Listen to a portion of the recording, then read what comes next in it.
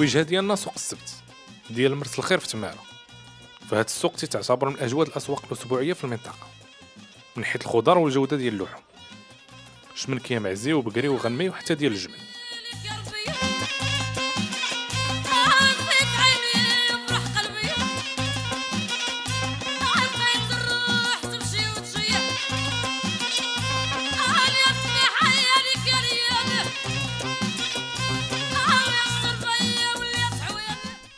ولكن الا جيتي ضروري ما تضرب الشوا في هاد البلاصه وعند موالين هاد القهاوي.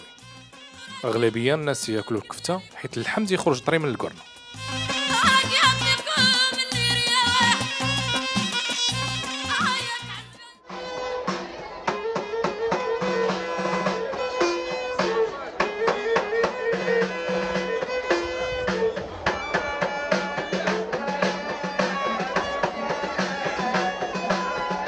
الشوا بلا عيطه ما يمكنش. فهنا في هاد البلايص تيتساراو فنانه بسطاء باش يحاولوا ينفسوا على الناس في هاد الاجواء.